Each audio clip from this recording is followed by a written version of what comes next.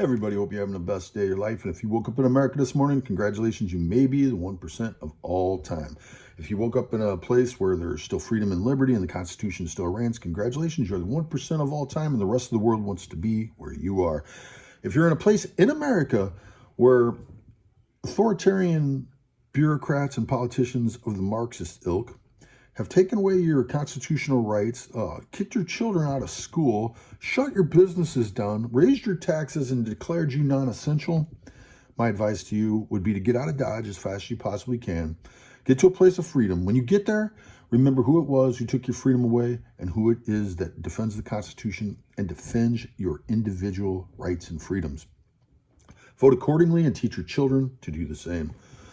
Today, we're going to cover some ground here. We just covered the massacre at Tiananmen Square. It was horrible, and the world was horrified.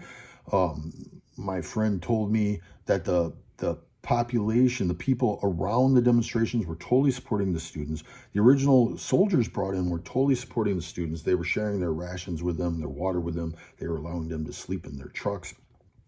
And he told me that there was absolutely no way that those soldiers were going to open up machine gun fire on them, that would never happen.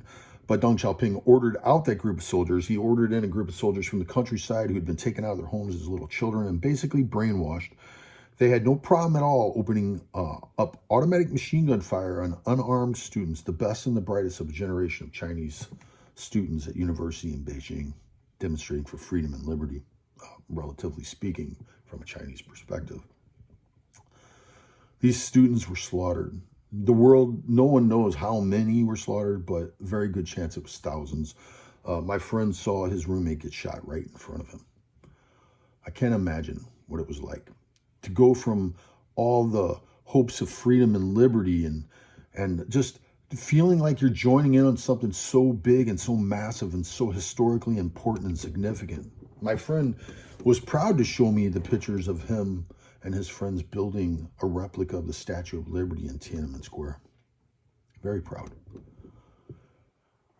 It's easy to forget, and maybe for you younger people, you don't even know, but what it was like for our generation. My generation was raised with a knowledge, always running in the background of our minds, was the fact that we could be fighting World War III any given day, and that it could go to nuclear weapons very quickly, and that the world as we know it could be destroyed. My generation lived at a time when, we knew that the Soviet Union had bombers in the air 365 days a year, 24/7, ready to come and bomb us, that their ICBMs were targeting our cities and our places of our highest population centers. We knew these things, and we did the same. We had B-52s in the air, nonstop, 24/7, 365, for decades and decades. As a young child, I can actually remember at my school doing drills, not for tornadoes, and I mean, we did those too, but for in case there was a nuclear attack. That was my generation. We lived our lives in freedom and liberty, and were completely aware that we were blessed because half the world's population was enslaved to totalitarian dictators and communist, Marxist that believed in the collective and not the individual. And we were aware of this, and we love to this day our country. But we thought we would have to die. We thought that it was inevitable that we would fight the evil empire, that we would fight the Soviet Union. It was only a matter of when. Would it be us, or would it be our children or our children's children? We thought for sure that that's how things were going to end. There was a good possibility that the world would end that way if I wasn't a Christian and I knew how the world would actually end.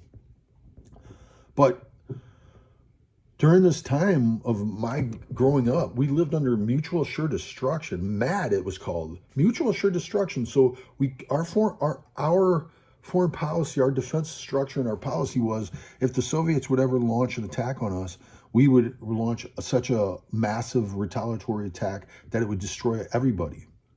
And so it was called MAD, mutual assured destruction. We would both be destroyed. This is the framework and the mindset of the world of 1989.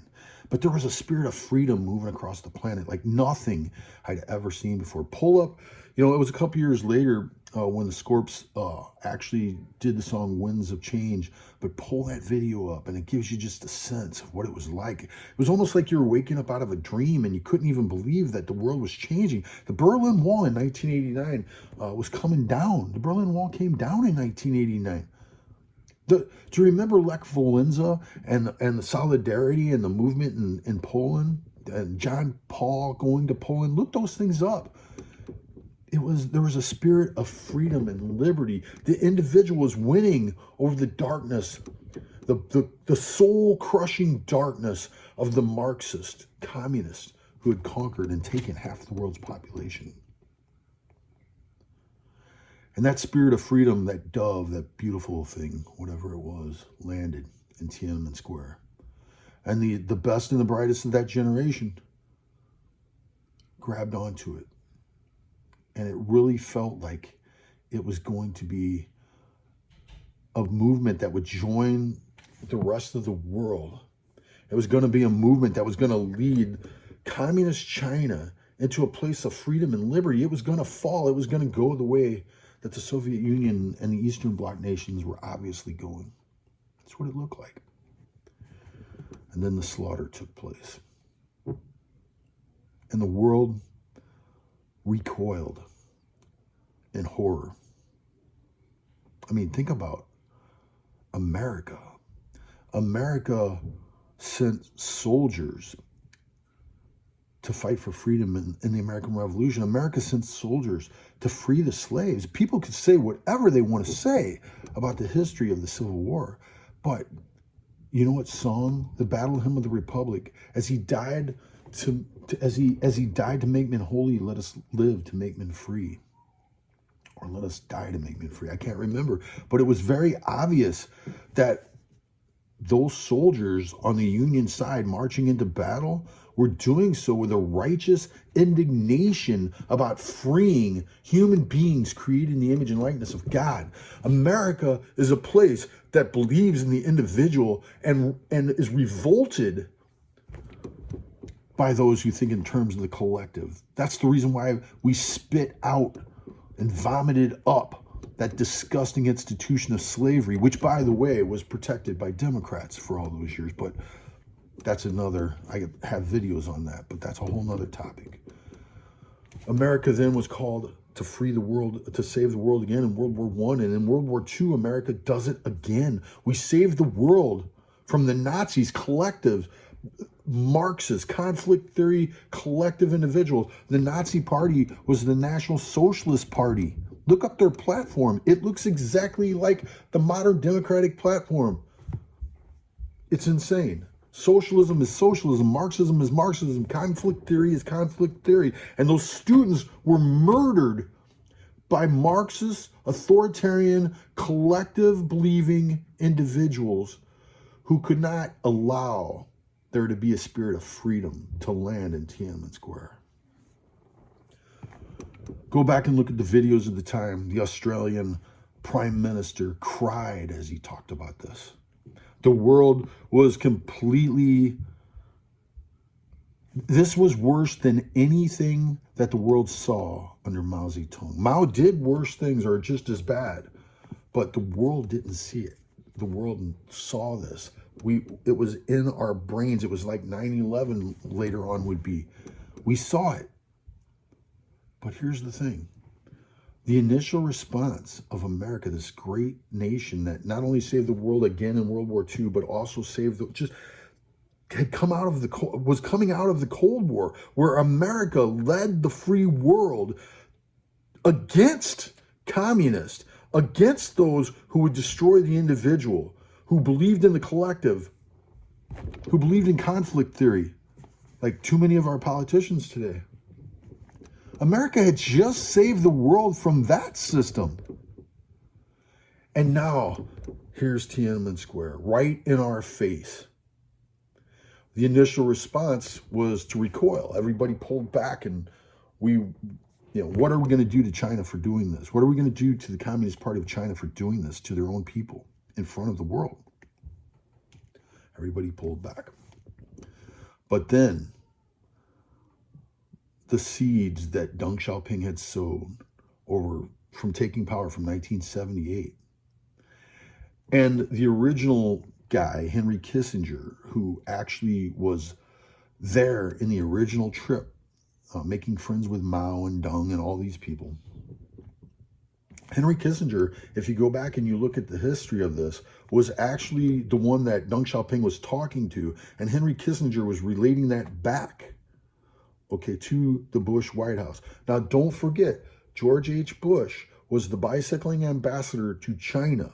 George H. Bush said that when he was in China, his views on China's place in the world and his views on America's role in the world changed substantially. He never really clarified that, other than to note that he felt like China was going to rise and become the nation above all nations, and that he thought it was important for us to all get along. Of course it was. But here's the thing. America, any place you go in the world where there is freedom today, you will find the graves of American soldiers. If the graves of American soldiers are not there, they are not living in freedom. That's how great this nation is and how much we stand for the individual. But we sold our souls. We sold our souls. Well, we didn't. The elites did. A month after Tiananmen Square, the G7 meet, and they pretty much just determine that they're all going to go right back into China, that they're not really going to do anything. Like, we can't waste all these years of investing in this market and in these relationships. And then they started to say things that made no sense whatsoever. Like, if we can get capitalism into China, if we can get free markets into China, then that's going to inevitably end up in China becoming democratic. And they said this, but you have to realize, in 1989, I was a construction worker. I was painting tennis courts. And I'm painting tennis courts, talking to myself about this, because it makes no sense whatsoever. We just come out of the Cold War that we were winning, or we were coming out of the Cold War, which we obviously were going to win. And the reason why we won the Cold War was because of the long telegraph. Two things. We had great leaders who remembered World War II. Winston Churchill comes to Fulton, Missouri, and gives the Iron Curtain speech that an Iron Curtain has fallen across Europe. And the long telegram comes over, in which, look up all that stuff, the long telegram, it lays out the United States response to the Soviet Union and what we were going to do to them. And basically what we did was we isolated them. We froze them in place. We did not allow them into the world markets. We didn't allow them into the world banking system. We didn't allow them into anything. We froze them out, except for in the places where they already were, the United Nations. We pretty much froze them out of all the international organizations that have been created in the Western world. So now Deng Xiaoping and the Communist Party of China have shown the world that they are no better than Mao or Stalin, or for that matter, the guy that shall not be named, who was the leader of Germany. They were no better than, he was no better than them. He massacred his own children in front of the world. And America, the land of the free and the home of the brave, decided to go back in. We didn't even deny them most favored nation trade status. Well, initially they tried to, but not for long. Jiang Zemin, unlike Mao was not able to pick his own successor successfully. Deng Xiaoping did. He picked Jiang Zemin, and Jiang Zemin becomes the leader of China throughout the 90s, and Jiang Zemin comes to America on a public relations tour, and once again comes across as being, non-threatening, and everything's, you know, we're on our way to being America 2.0. And it was all a lie. It's all a setup. It was all part of the 30-year plan to overtake the United States. Deng Xiaoping was a genius. Jiang Zemin was a genius. They both would do things that Mao Zedong would have shot them in the head for. But they integrated China into the world. Now, back to where I was. Deng Xiaoping, the work that he had done since 1978 to 1989 with the West, all the relations, all the people that they were planning in positions of authority. Look up Eric Swalwell. Look up Dianne Feinstein.